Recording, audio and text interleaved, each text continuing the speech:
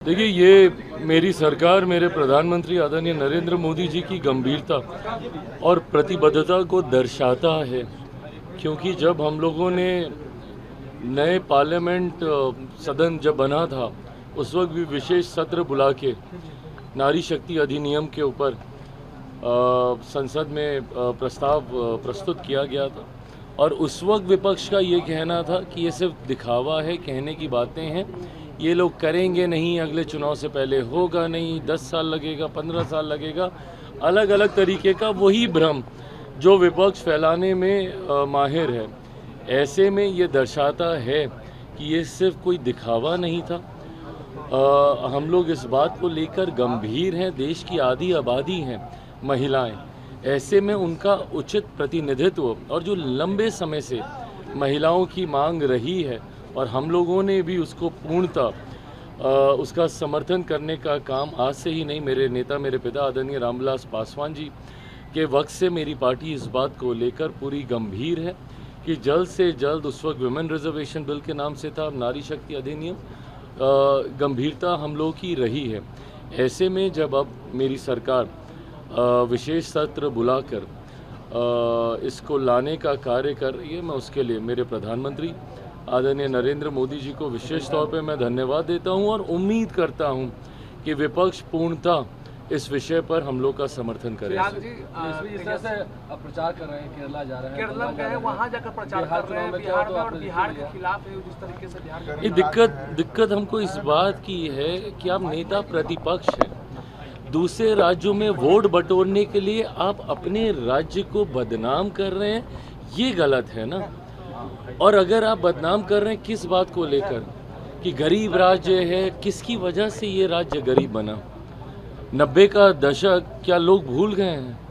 2 दशक लगे हम लोग को बेसिक इंफ्रास्ट्रक्चर बिहार में तैयार करने के लिए। अगर ये हालात 90 के दशक में बिगड़े नहीं होते, 90 के दशक में जिस तरीके से आर्थिक सामाजिक व्यवस्थाएं थी बिहार में, जिसको जंगल राज के नाम से बुलाया गया, अगर वो परिस्थितियां नहीं होती तो आज मेरा राज्य किसी और राज्य से, विकसित राज्य से कतई पीछे नहीं होता। 90 के दशक में मजबूर किया गया लोगों को पलायन करने के लिए, पूरी व्यवस्था को चौपट किया गया, जिसकी वजह से हमारे राज्य का राजस्व समाप्त हुआ। आज मौजूदा मुख्यमंत्री नीतीश कुमार जी लगभग 2 दशक हम लोगों को लगे उस बेसिक इंफ्रास्ट्रक्चर को तैयार करने के लिए। हम बार बार बोलते हैं किसी समतल ज़मीन के ऊपर विकास की इमारत को खड़ा करना आसान होता है, बट अगर किसी राज्य को आपने खाइयों में फेंक दिया, उसके बाद वहाँ पे उस इमारत को खड़ा करने के लिए पहले ज़मीन को समतल करना होता है। आज वो व्यवस्था 2 दशक में हम लोगों ने तैयार की। मैं मानता हूँ अगले 5 साल बिहार में ना सिर्फ उद्योग आएंगे, बल्कि बेहतर शिक्षा और स्वास्थ्य की व्यवस्थाएँ भी ये डबल इंजन की सरकार करेगी। पर आप अपनी गलतियों की वजह से मेरे राज्य को राजनीतिक लाभ के लिए नेता प्रतिपक्ष जैसे महत्वपूर्ण पद पे होने के बाद आप दूसरे राज्यों में जाकर आप इस तरीके की बातें करते हैं। शर्म आनी चाहिए नेता प्रतिपक्ष को। और साथ ही में आपने अपने राज्य में आपने क्या उपलब्धि हासिल कर ली कि आप गए हैं दूसरे राज्य में भी? यहाँ पर तो आपकी वजह से और कांग्रेस की वजह से पूरा विपक्ष खत्म हो गया।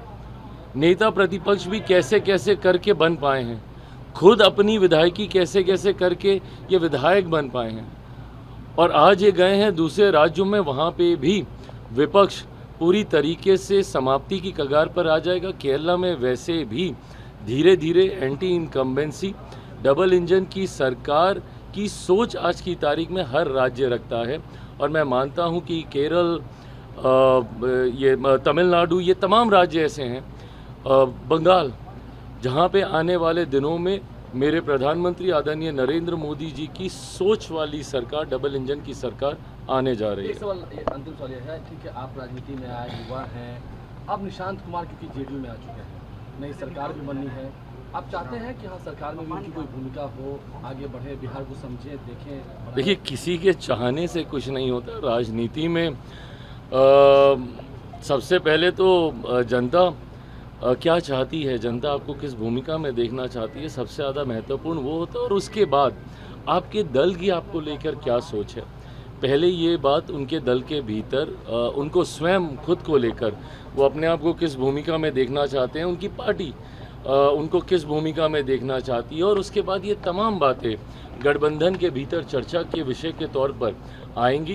पर मैं मानता हूँ, मैं इस बात का मैं समर्थक हमेशा से रहा हूँ कि ज़्यादा से ज़्यादा पढ़े लिखे युवाओं को राजनीति में आना चाहिए।